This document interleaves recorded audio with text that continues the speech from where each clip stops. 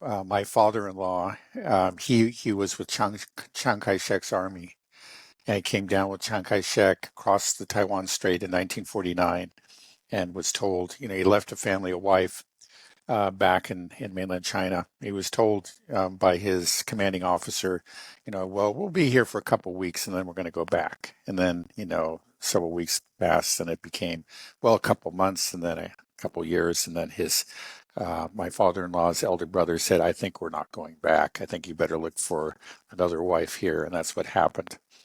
Um, but in the 1980s, after the reforms began and these more ties were established there was something of a thaw between Taiwan, the Republic of China on Taiwan, and the People's Republic of China on the mainland. It was possible for him to go back. But when he did, apparently it was not a very pleasant experience because it was just like the whole village was just kind of uh, just saw him as as the rich guy from Taiwan, and everybody came to like, hey, second cousin or third cousin, um, you sheeping, what, don't you remember? Or my dad was so close to your dad, and yeah, they were doing whatever they could to try to get some of his money, really, and and he came there, I guess, just with like a truckload of TVs and refrigerators and dispensed them, but it was never enough. And I just sort of, I mean, I think he felt like he was just sort of like batting mosquitoes. I mean, people were just constantly trying to get a little bit of his wealth while he was there because there was such a stark difference. I mean, the um, Taiwan was a very developed country, that had all the material goods, all the advanced consumer items, and China didn't. It was still, it had, with the exceptions of just these few special economic zones, it was still mired in poverty, and conditions were very, very primitive. Um, so there was back then there really wasn't much worry about. I Clearly there was this effort to improve relations on both sides, and economic ties were being established, and mainland China was heading towards, um, people were thinking, well, they'll just become normal, they'll become like us, they'll become another Western country, and I think the Taiwanese kind of had a lot of the same idea, and then it also back then it was clear too that China did not have the military means to take Taiwan. The U.S. was far more powerful than mainland China was, and could very easily protect Taiwan at that time. And Taiwan had it was well supplied by the U.S. I don't think there was any question. But now you just move forward, 25, 30 years to the present time, and things have changed entirely. I mean, it's just now. I think you had this experience too. It's just like when you go from mainland China, from a place like Shanghai to Taiwan, Taiwan actually seems a little bit backwards. You know, Mm. um, it's not that it's poor, but it actually just seems a little dirtier and kind of run down, and they don't have all the advanced technologies, not to the extent that they're available in mainland China. Yeah, the progress on mainland China has been stunning. They've caught up with Taiwan, and then they've surpassed it really in a lot of ways. Um, and then ideologically, things have changed very much too. I mean, it's just that before we had this, this was the free capitalist world, and this was the communist world on the other side. Now, um, it's though the Communist Party of China is still in charge in Taiwan, they're obviously a very different party with with very different policies. The country is is to all intents and purposes, capitalism has taken root there and has thrived and succeeded, um, and then the old communist ideology of class conflict and the workers' proletariat and all the rather the dictatorship of the proletariat and all of that. That's really gone. I mean, I guess it technically exists, but nobody believes in it. And I can see I watch a lot of Chinese. dramas. You know, a lot of them are set, or or historical, like set in the times, like in the 40s or in the or the early part of the 20th century, and the communists appear in there and the nationalists, but it's the communists are always portrayed, their ideological, their emphasis on class conflict and and taking down the bourgeoisie and the landlords. That's pretty much, it's either just not mentioned or it's softened to a degree. It's really played down, and what they play up is nationalism. But the communists, that's what they stand on. I mean, when they portray themselves to their people, and they relate their history, in China. What they talk about a nationalist struggle. That's what we did. We led this nationalist struggle, and we drove out the imperialists, in particular the Japanese, and that's the source of their legitimacy now. I mean, that's what. So we have something very different, and then in Taiwan, well, you used to have the Kuomintang, that's the nationalist party in charge. And though, they were ideologically opposed to the communists, they both agreed on the one China principle. That's not true anymore. I mean, because, well, no, it's true. The Kuomintang still favors the one China principle. You have leaders like Ma Ying-jeou, actually, who was recently in China, I think met with Xi Jinping and is trying to encourage dialogue and peaceful reunion. But they're not the people in charge in Taiwan. It's the Minjindang, the the DPP, which is a leftist party, but it's also a nationalist party in the sense not of Chinese nationalism, but Taiwanese nationalism. And that's actually, yeah, made things much more tense. That's a big part of what's going on now. So a lot of things have changed. Before, the mainland Chinese, they were poor, they were militarily weak in spite of being very big, but now they're very technologically very advanced. They've been building up their military. They've been thinking about, what it's going to take what they're going to need to do to take Taiwan if the need arises. They've been preparing for it, and and um, and for them, it is a question of legitimacy. It's an existential question. I just say that this is our territory. These people are with the help of one of the old imperialists, the Americans.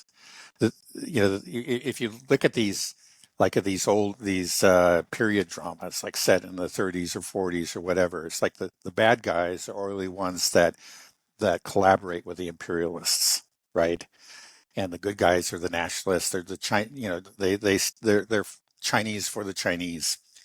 And I don't think people understand, how bad it looks, when the U.S. intervenes directly in Taiwan. It's just that looks like a replay to them of the imperialist intervention, back in um, the earlier part of the 20th century. We don't think of that. We don't, because we just don't know their history. We never know the histories of these places where we get involved, right? We're just standing up for freedom, and we're just for the Taiwanese against the Chinese bullies. Um, but they look at it and they see, the intervening in their internal affairs. This was something. This was a part of a civil war that never really ended, and they were hoping for a peaceful resolution. But they've always said that if Taiwan declares independence, they will use military force to unite Taiwan to mainland China. And what we're getting now is just that the Taiwanese government is just edging ever closer to an outright declaration of independence. Starting, like when the DPP, this Taiwanese Nationalist Party, took over or first took power, a couple decades ago. They began to do things, kind of on the edges, like they changed the name of an agency from, it used to be the China Department of something and something. They would change it to the Taiwanese Department of something and something. Um, and now, like, but still, um, they still calls, they still do call themselves the Chinese, the Republic of China. on Taiwan. Though you'll find, like in these DPP rallies, they're often not waving. They're not waving the ROC flag, the Republic of China. They're waving a Taiwanese flag that has a picture of their island in green on it, and increasingly they're not even referring to themselves as China. And the speech that the new president of Taiwan, who was a DPP candidate, he really went farther than anybody did in describing China as being something separate from China. He, it's clear that he's abandoning the one China principle. That was the agreement, that allowed the thaw-in relations that I saw back in the 1980s. But they are clearly retreating from that, and they are edging closer and closer to an outright declaration of independence. And again, it's just like China has been saying for a long time, if you do that, we will use military force. And the U.S., the U.S. like technically, if you go to like the State Department website or whatever, say, oh yeah, we support the one China policy. We're in favor of a unified China. We don't regard Taiwan as a separate nation. But it's clear that substantively we are supporting this trend towards Taiwanese independence, and we are approaching this red line. And we're not telling them that. Maybe we tell them, hey, slow down or whatever. But when, for example, the new president of Taiwan gave the speech, there were no clear no reprimands from the U.S. government, and the Chinese noticed that. So Mm. we are in a very different situation. Now China does have the means to retake Taiwan. I think it would be a difficult fight because it's an island. It would have to be a marine operation. But the one thing is, don't forget, Taiwan is only has a population that's like less than 1/30th of that of mainland China. When we're Less than talking about, that, right? yeah, 30 well, probably million? less than that. I think it's 30 million. Um, It's the population of 30, Shanghai, just so people know, where I yeah, lived for okay, yeah, 10 years. one city, and you're right, Right. right, and then China's over a billion, right? 1.4 billion, right? 1.4 billion. I've Yeah. even lost track. I can't keep up with these things. Okay, yeah, it's a lot more than that. Um, and like when the Russia-Ukraine conflict, Ukraine's actually a very big country. I think sometimes people forget that. Russia's an enormous country. But Ukraine's a very large country. Both in land area, and it has um, a substantial population. It's larger than Taiwan's. Taiwan's a pretty dense population. Um, and Russia doesn't have nearly the population of that mainland China does. So the ratio is actually much more skewed in the case of China, mainland China, and Taiwan. And there used to be this technological advantage, of course, that Taiwan and the U.S. had. They have it no longer. And what I've heard is that whenever like the U.S. war games, a battle over Taiwan, like with the U.S. intervening to protect Taiwan against mainland Chinese, the U.S. always loses. Mm. And then, as I mentioned, it's probably even worse than that because we've talked about this earlier that the U.S. really hasn't taken into account like the possibility of a war of attrition. They figure that everything would be decided like within a month, and that's their whole. The U.S. military, as we've discussed earlier, is kind of completely set up for these quick conflicts. The kinds of weapons they use, the kind of training, and so on and so forth, are for are um, are geared towards a conflict that is rather quickly resolved in a matter of a few weeks. And they're not prepared, as we're seeing in Ukraine, for a war of attrition that could go on for months and months and months. And if there's any country in the world that's prepared for that, it's China. I mean, they can. Mm. But I heard this. I don't even know if it's true. I heard this on Taiwanese news saying that China can outproduce the U.S. and when it comes to ships, they can produce 230 times the ships at 230 times the rate that the U.S. can. Now, maybe I that's an don't exaggeration, but if I it's don't even doubt like it. a I don't yeah, doubt it for a second. right, and then I I've think it's just seen like right. Well, you can say Russia's outproducing. the U.S. and all of NATO and things like shells and tanks and whatever. And there's no sign that even the U.S. is going to catch up. Imagine China. So, I mean, I maybe if China fails to take Taiwan right away, but it turns into some sort of, war of attrition. Again, I think we're just destined to lose it. Mm. But even the war games that they do for the shorter term conflict shows China winning. I mean, it's their backyard. They've got the all the advantages in terms of logistics, and it's way on the other side of a 5,000 mile wide ocean for us. But like you said at the beginning of this, for some reason, we seem to be dead set on having, a conflict with them.